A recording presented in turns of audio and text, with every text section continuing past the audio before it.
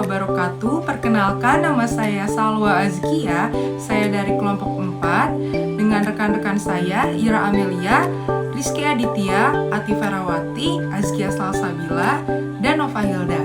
Di sini kami akan menjelaskan tentang taeniosis atau infeksi cacing pita. Berikut penjelasannya. Taeniosis atau infeksi dari cacing pita adalah infeksi parasit yang disebabkan oleh cacing pita dari kelompok Taenidae. Infeksi ini terjadi ketika telur atau larva cacing pita menginfeksi usus manusia. Proses transmisi taeniosis biasanya diawali dari mengkonsumsi daging yang terkontaminasi. Infeksi dimulai ketika seseorang mengkonsumsi daging sapi atau daging babi yang tidak dimasak dengan matang dan mengandung larva cacing pita. Yang kedua, kontak dengan telur cacing. Telur cacing dapat mengkontaminasi barang atau makanan dan minuman sehingga tertelan oleh manusia. Dan yang terakhir, berjalan tanpa alas kaki. Dengan tidak memakai alas kaki saat berjalan di tanah yang terkontaminasi kotoran sapi atau kotoran babi yang mengandung telur cacing. Perkenalkan, saya Rizky Aditya. Saya akan membacakan tentang siklus hidup cacing pita. Yang pertama yaitu konsumsi daging terkontaminasi. Infeksi dimulai ketika seseorang mengonsumsi daging sapi atau babi yang tidak dimasak dengan matang dan mengandung larva cacing pita. Terus yang kedua yaitu pertumbuhan cacing dewasa. Setelah masuk ke dalam usus manusia, larva cacing berkembang menjadi cacing pita dewasa yang dapat tumbuh hingga 3,5 meter. Terus yang terakhir yaitu produksi dan pengeluaran telur. Cacing pita dewasa akan menghasilkan telur yang kemudian dikeluarkan bersama tinja manusia. Selanjutnya yaitu siklus penularan taeniosis. Yang pertama, telur di lingkungan, yaitu telur cacing yang dikeluarkan bersama tinja dapat mencemari lingkungan. Yang kedua, konsumsi oleh hewan, yaitu hewan seperti sapi atau babi dapat menelan telur cacing yang ada di lingkungan. Dan yang ketiga, infeksi manusia, yaitu manusia dapat terinfeksi dengan mengonsumsi daging hewan yang mengandung larva cacing pita. Risiko penularan antar manusia ada 4. Yang pertama ada Taeniosolium, yaitu spesies ini dapat menular langsung dari manusia ke manusia jika telur cacing yang dikeluarkan dengan tinja dikonsumsi secara tidak sengaja. Yang kedua ada memasak daging matang. Memasak daging hingga benar-benar matang adalah kunci untuk mencegah infeksi taeniosis.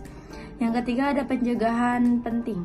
Pencegahan kebersihan pribadi dan lingkungan serta menghindari kontak dengan tinja yang mungkin terkontaminasi dengan telur cacing pita.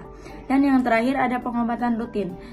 Konsumsi obat cacing secara berkala dapat membantu mencegah infeksi dan menyebabkan cacing pita. Selanjutnya ada komplikasi taeniosis.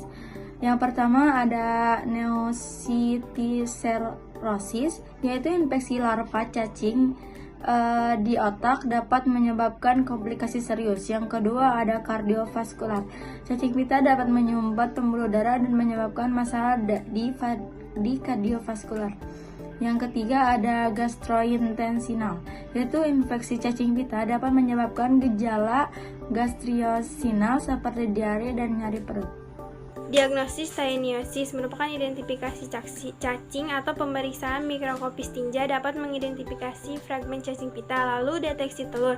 Pemeriksaan laboratorium dapat mendeteksi telur cacing pita dalam tinja.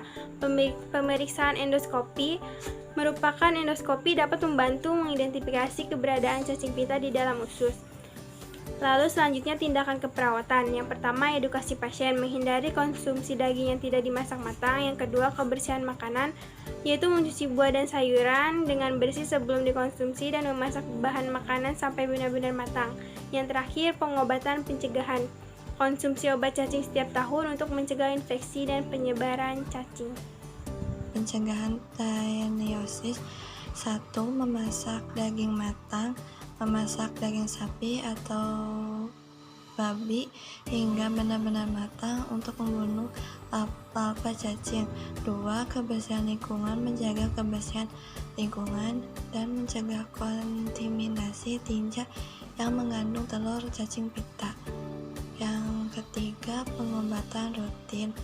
Konsumsi obat cacing secara berskala dapat membantu mencegah infeksi dan penyebaran cacing pita.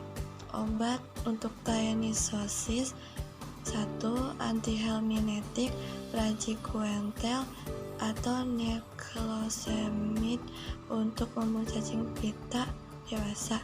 2. Kortikosteroid, dexamethasone atau prednisone untuk mengatasi peradangan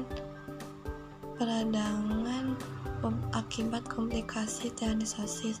3. Dosis pengobatan. Dosis obat disesuaikan dengan usia dan berat badan pada pasien.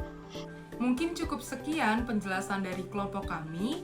Kurang lebihnya mohon maaf. Terima kasih atas perhatiannya. Wassalamualaikum warahmatullahi wabarakatuh.